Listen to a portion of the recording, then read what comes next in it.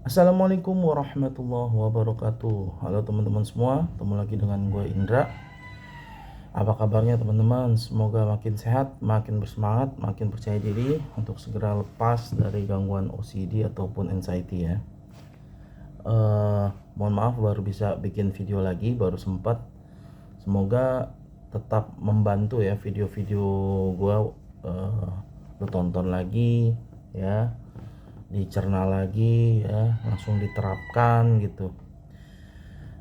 Oke, ada pertanyaan, gue langsung bahas ada beberapa ya, menyangkut masalah pengulangan ini. Karena berusaha melawan itu semakin ada masalah yang aneh-aneh gitu ya. Yang pertama, salah satunya adalah pertanyaannya, jadi adiknya ini nonton video gue gitu berulang-ulang, akhirnya jadi melupakan, maksudnya jadi tertunda mandi sholat apa gitu, jadi dia tuh nggak maunya nonton video gua aja gitu katanya, yang penting sugesti positif. Tentu ini adalah sebuah jebakan juga ya, kalau lo perhatikan. Kan permasalahannya adalah dia pasti beralih tuh ya, dari pengulangan tertentu menjadi mengulang-ulang nonton video gua untuk ketenangan gitu kan. Jadi itu jebakan sebetulnya. Jadi polanya tuh pola OCD juga gitu. Jadi masa dari pagi sampai sore isinya nonton semua, terus jadi nggak berkegiatan. Kan dari awal gue udah bilang bahwa apa sih yang diinginin pikiran negatif atau setan tuh inginnya apa sih kita dari kena OCD ini? Ya tentu nggak mau beribadah gitu. Makanya saran pertama gue adalah ibadahnya dikuatin lagi. Karena dengan ibadah yang kuat, kita itu ikhlas sebagai, seutuhnya manusia gitu. Karena tujuan diciptakannya manusia, jin dan manusia itu tujuannya diciptakan ya untuk beribadah pada Allah Subhanahu wa taala. Jadi kalau kita nggak beribadah, kita nggak sesuai fungsi, nggak sesuai tujuan gitu ya. Jadi kalau akhirnya malah jadi males mandi, males makan, males ibadah, males yang lain-lain, terus fungsi sebagai manusianya jadi nggak jalan, tentu ini adalah perangkap yang nyata gitu.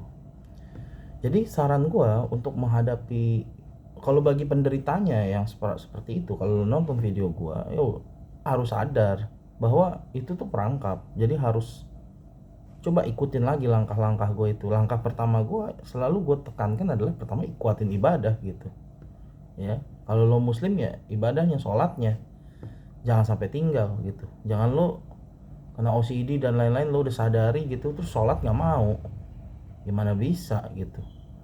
Gimana bisa lo menjadi tenang nyaman hidup lo terus lo perintah yang nomor satu aja sholat tuh lo nggak mau jalankan gitu ya.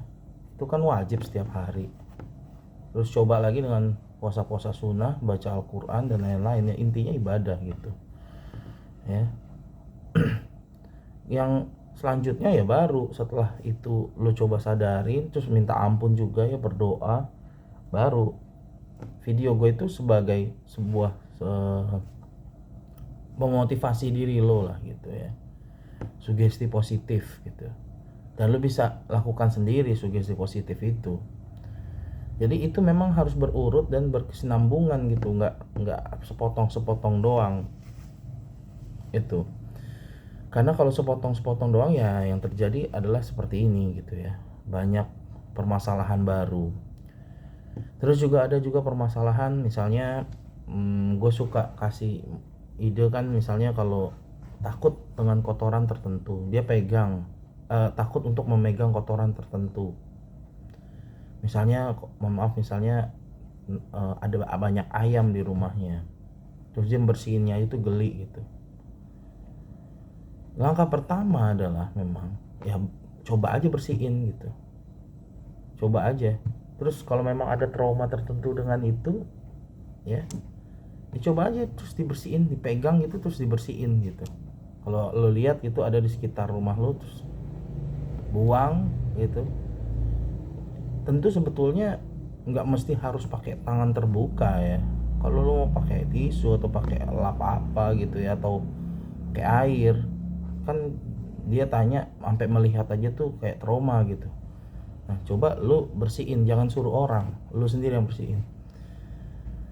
Tapi pada selanjutnya, karena itu udah berhasil dijalani, sekarang perintah si pikiran negatifnya adalah kalau ada kotoran liatin terus disuruh pegang terus lama-lama, jadi beralih ke situ. Nah tentu ini adalah bentuk peralihan. Nah kuncinya kalau ada kayak seperti ini itu jangan diikutin gitu. Kalau lo ikutin dia hanya akan berpindah ke hal itu. Intinya lu disuruh supaya nggak produktif. Yang harus sadarin itu, dari kegiatan trauma dengan kotoran ayam jadi sering harus memegang, bahkan harus melihat lama-lama si kotoran ayam itu kan konyol gitu, malah makin aneh gitu kan. Yang trauma sebelumnya selesai, sekarang malah ada trauma baru gitu. Jadi nggak melulu berbicara tentang harus bersih OCD itu ya, itu kan malah kotor. Gue juga pernah cerita kan, tipe hoarders yang ngumpul-ngumpulin barang sampai dia nggak berani buang apapun sampah adanya di ruangan dia. Itu di Amerika kemana gitu ya terjadi, dan jadi kotor rumahnya, betul-betul nggak bersih sama sekali. Jadi OCD ini nggak mesti semuanya kotor.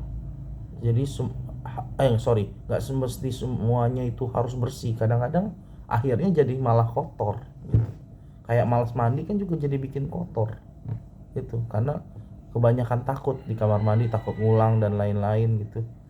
Intinya lo dibikin malas mandi gitu ya. Tentu kemalasan ini adalah perangkap setan. Setan pengen banget lo malas gitu ya. Jadi karena kepengen lo malas, jadinya lo diarahkan kepada hal-hal yang semakin membuat lo malas gitu. Itu harus disadari teman-teman ya. Terus ada lagi juga pertanyaan sampai dia kayak mau takut menyakiti anaknya, takut menyakiti orang lain. Terus pikiran obsesifnya lah, lebih ke tipe obsesional. Kalau hal seperti ini, itu biasanya yang paling penting adalah lu jangan kebanyakan bengong, terus isi dengan, kalau ada pikiran begitu langsung istighfar, langsung bersolawat bisa juga. Terus juga lebih banyak baca Al-Quran, karena Al-Quran juga bisa sebagai syifa ya, obat gitu. Jadi yang paling penting itu. Terus dari pola makan juga penting ya. Dari pola makan juga jangan makan hal-hal yang junk food dulu gitu, jangan ya. Kalau lo udah terlalu itu soda yang gitu-gitu, jangan makan yang sehat dan bergizi ya. Makan sayur, makan buah, itu berpengaruh juga, karena pikiran-pikiran itu juga lu butuh mineral gitu, butuh zat-zat yang baik gitu ya, supaya membuat pikiran positifnya tuh timbul lagi. Kalau itu kan jadi malah berbahaya ya. Terus saran gue, coba konsultasikan juga sama ustadz gitu, karena kayak nggak ada salahnya juga minta nasihat ya, minta misalnya didoain sama orang-orang soleh gitu, diceritain masalah lo supaya dapat nasihat juga dari dia gitu ya. Sama orang tua, sama keluarga juga diceritain, bukannya ngeluh tapi ya sekedar untuk tahu aja problem lo sekarang gitu, bilang lo lagi berjuang kayak gitu. Terus kalau misalnya yang menghadapi orang-orang yang kena OCD beralih seperti ini ya, makin parah ya. Cara kalian, orang-orang sekitarnya nih, kalau yang nonton video gue, memang harus agak keras, harus agak tega gitu ya, dimarahin aja gitu. Karena kan dia udah tahu bahwa itu OCD, dia udah nerapin saran gue tertentu gitu kan, dia percaya 1-2 hal gue, tapi nggak mau ikutin sepenuhnya gitu kan. Terus malah jadi beralih gitu, kayak kasus tadi itu ya. Kalau menurut gue kerasin aja gitu, langsung coba dengan cara keras gitu. Karena beberapa statement juga Ustadz suka bilang orang-orang yang kena was-was ini memang harus agak tegas gitu, karena lama kelamaan jadi kayak orang bodoh gitu. Memang hal-hal kayak gitu malah diikutin. Awalnya tuh cuma gangguan, lama-lama bisa jadi kebiasaan, dan naudzubillah min dzalik malah jadi kayak eh, dia tuh udah nyaman dengan itu gitu. Nah itu kan jangan sampai terjadi seperti itu ya. Fungsinya sebagai manusia juga jadi nggak terlaksana dengan baik gitu. Sekolah, kerja itu jadi males pasti. Itu yang diingini pikiran negatif tuh, yang diingini setan tuh seperti itu. Jadi kalau gue bilang pikiran negatif itu sebetulnya istilah yang ada di benak kita kan. Nah itu sedikit banyak dipengaruhi juga sama setan gitu, bisikan setan gitu. Karena kan di surat Anas kan memang setan itu membisikkan ya, itu hal-hal yang buruk gitu. Ya salah satunya itu untuk malas beribadah, ya jelas aja gitu, nggak perlu dipertanyakan lagi gitu ya. Makanya setan itu adalah musuh kita yang nyata gitu, walaupun dia tak terlihat tapi musuh kita yang nyata, dan kita harus yakini itu. Makanya kita harus berusaha untuk melawannya gitu ya. Saran gue sih bawa ke ustadz ya, bawa ke ustadz untuk dinasihatin. Kalau memang lo udah pernah gitu, coba ditanya juga gitu, dia punya trauma apa sih orang-orang ini gitu ya, saudara lo atau kakak adik lo gitu ya, dia ada trauma apa gitu, biar dia utarakan dulu gitu ya. Terus ada lagi beberapa pertanyaan tentang hal-hal lain ya, skizofrenia ya. Nah itu gua nggak begitu tahu sih ya, nggak tahu. Itu lu konsultasikan aja sama ahlinya gitu, psikolog atau psikiater gitu. Di sini gua hanya membahas anxiety sama OCD sih, GERD, anxiety dan OCD gitu. Terus ada lagi pertanyaan yang tentang apa namanya, tentang OCD kebersihan sih kebanyakan ya. Kalau itu sih intinya tinggal di stop aja gitu ya, di stop. Jadi jangan malah video-video gue itu malah jadi kayak ya lu akhirnya menghabiskan waktu hanya nonton video gue, terus itu jadi haram juga kalau lu melalaikan lu dari beribadah gitu. Jadi apa-apa yang melalaikan kita itu jadi haram gitu. Kalau lu main game aja kagak, nggak mau ibadah gitu, jadinya haram gitu. Yang lo lakukan itu jadi haram gitu, jadi berdosa. Nonton video gue juga begitu ya, secukupnya aja lah.